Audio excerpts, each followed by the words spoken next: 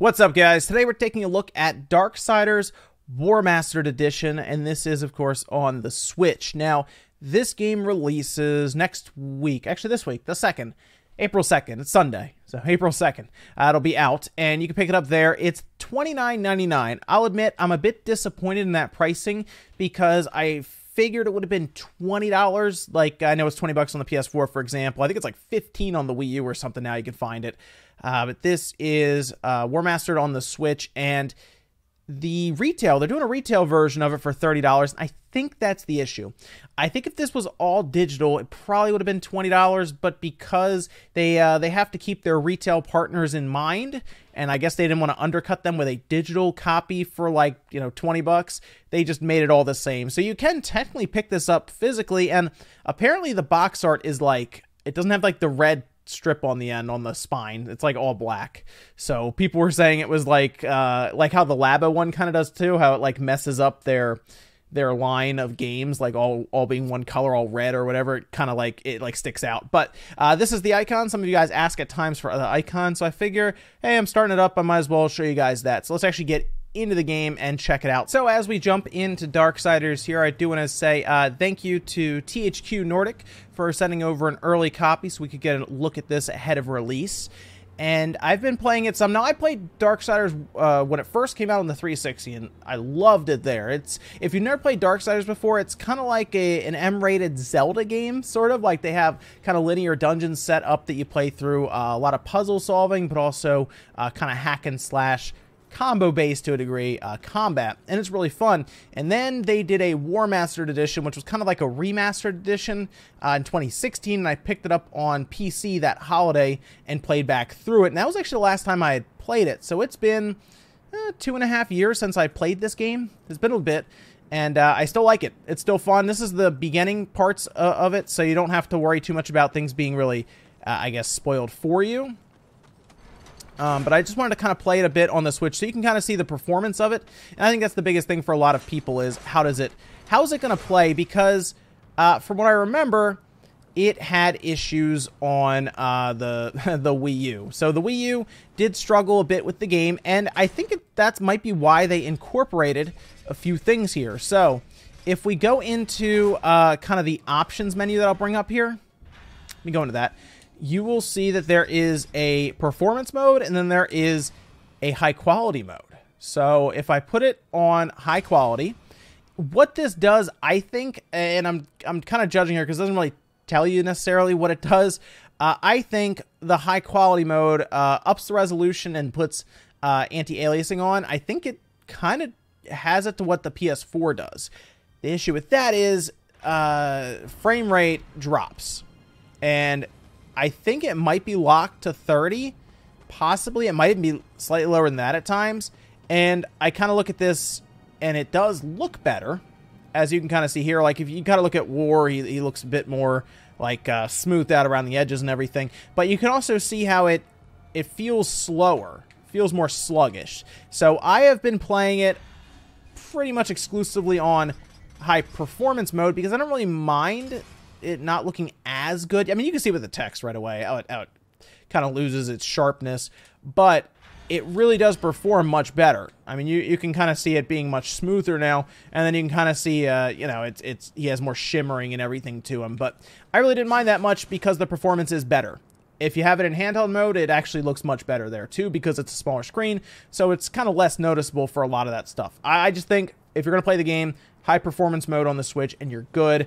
I don't think the extra visual clarity is worth it for what you lose in the frame rate department. And I'm glad this game, and I know others are doing it, but I'm glad it's kind of a trend on the Switch that we're seeing now where you get the option between a high performance mode and a high quality mode. So you can kind of pick and choose what you would like to do. Go with the performance mode though. So let's actually get down here. Now, this game is interesting because it doesn't really have, when you first start, a block button. You pretty much have to dodge, and some of these enemies are kind of annoying because of that. So let's get around him here. There's a lot of underlings that I have to beat up real quick. But it is, like I said, a hack and slash style game at times, like how I'm doing here. After playing Sekiro, doing this is kind of funny because I actually want to, I'm like programmed now to try to parry him when he swings, but you don't really do that in this game. You pretty much dodge out of the way for now. Eventually, you get a block that you can use when you're standing still. But what I pretty much am forced to do is dodge whenever he takes his, like, bigger swings. So, so we got to get away from there. And you'll occasionally have these A buttons go up where you can do these executions to them. And you'll collect... Oh, there we go. Oh, you got me there. You'll actually collect souls, and the souls are kind of currency that let you upgrade your character and everything. So I actually have a weapon that I can throw at him, this little boomerang style thing that'll actually do damage to him as I go. And that is technically the safer route to fight him, unless you just dodge him and then you can get some good hits in and then back off. And you can keep hitting with that. So the strategies here involved, you kind of build up as you play.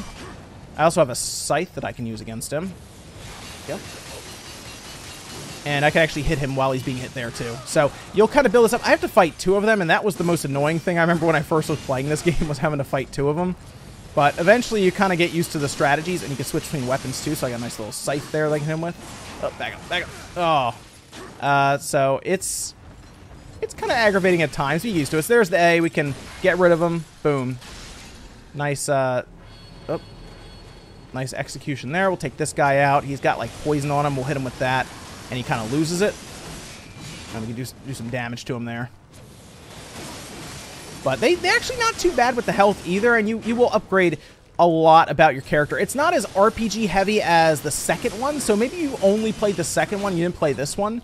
It's not as RPG heavy, we'll say, as the second one. But you still level up your character. You get new weapons. There are some really cool spots in this game that take place as you play through dungeons, and it is kind of that Zelda style thing where you get new weapons from dungeons. So as you kind of play through, you'll get, you know, better stuff, like your horse, for example.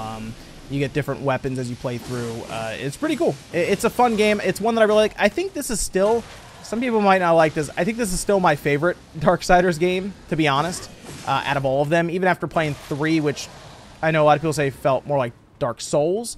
I liked this one a lot. So let me get this sword over here because I need to collect 3 swords. So I'll get the last one here. And mostly what I want to do with this video is show you guys how it runs. And I guess technically I'm in kind of combat right now. Oh, so I guess that is a good way to show how it runs with the kind of the heat of battle going on. But it's a game that's a bit older, yes, but I still think it holds up to this day with how it plays and everything.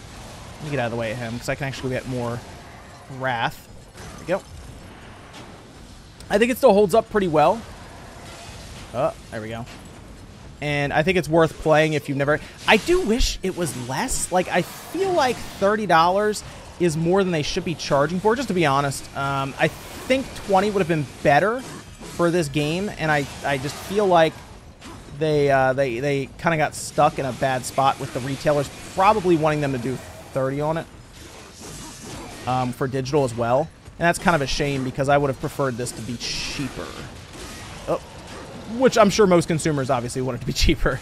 But let me actually get rid of these guys, and then we'll kind of move on to the next part. Alright, just about got him finished up there. So took care of them. I got my sword that I had to pick up because that's part of the puzzle that you have to do. And I should be able to go put this back in now as the elevator's kind of going up. So you end up mostly being tasked with different things in a dungeon to do, and it all kind of centers around, in this case, like a kind of a centerpiece with a bunch of swords that have to go into platforms. So if I go and put them in, I have my little map here. I can actually go put them in there. See the little triangle right there, and at that point, I will have that all finished up. So pretty much in the game, you're consistently upgrading your character as well, your ability to fight. You have different weapons that you'll use. For example, I have the Chaos Eater here, and then I have the Scythe, and you'll actually level them up. So you see I'm actually building up kind of a level there, a little bar at the bottom there. I have my Lifestone Shards, Wrath Shards, and you'll get more weapons. And then you also have slots here that you can put things onto it, like little enchantments as well. So there's a lot of stuff to get there. Passive abilities. There's my Wrath ability there. Blood Geyser. I also have Rage consumables there. So there's a lot of stuff that you will pretty much build and find and do in the game. And it's really, really cool to have that. You also do have, really quickly, right down here, a quick save. So you can just save right away from wherever. So if I just want to save there, boom. And there we go, save. So if you're playing this on the go, I think a quick save option is more important than people realize for something like the Switch, because it's, of course, a portable pick-up-and-play system. And I like that there are games that do that, and this is one of them. So if you're, like, you know, out and about and you want to play some Darksiders, but you're concerned that, oh, I might lose my progress if I'm not at a good save point at the time. Of course, you can put it in the sleep mode, but there's always the chance that there's an issue or something when you wake up. I just like to be able to save my game, and this one, you can do that. So that is good to hear. So I put a last sword in there. I have the other two over there as well. So just put the third one in, and we'll be able to progress a bit further in the dungeon. Of course, this is mostly the end of it. Now, of course, in each dungeon, you do have a boss to fight at the end. It's, again, very Zelda-esque. So we're actually going to leave a boss here and kind of get through that. But Darksiders is a fun game still, I think, in 2019. My only real criticism of this port is the price, I guess, at this point, because they do have the high quality and then they have the performance mode, and to be honest, it runs fine on the Switch. And what's interesting is it runs well in handheld mode, so Darksiders is technically a handheld game now, which is still really weird to think of some of these games that I like playing on the 360 or even the PC fairly recently, and that they are portable games now, which is really, really cool to see that. So I'm liking Darksiders again, okay, all right, and if you've never tried it before, it's worth playing, I think. I do understand that it's more expensive than other versions of it at 30 bucks, and maybe it will eventually go on sale, because some of THQ Nordic's games do go on sale fairly quickly, actually. So that's something you'll have to think about if it's worth playing to you. If you've already played it, I can understand why you probably pass on it, because you've already played it, and it's more expensive. But if you've never played it or never beaten it, it's also a game worth beating, I think, because it's more time spent in it than you would think. It's like a 15, 16-hour game, I think. It's worth playing through and having some fun. But let me know what you guys think about Darksiders. I mostly want to show you guys how it ran. I think it runs pretty well. Just because most people probably played it, or they were mostly curious how the Switch would run it. Runs well, though. Thanks, guys, for watching. Make sure you like the video if you liked it, dislike it if not, and I'll see you in the next video.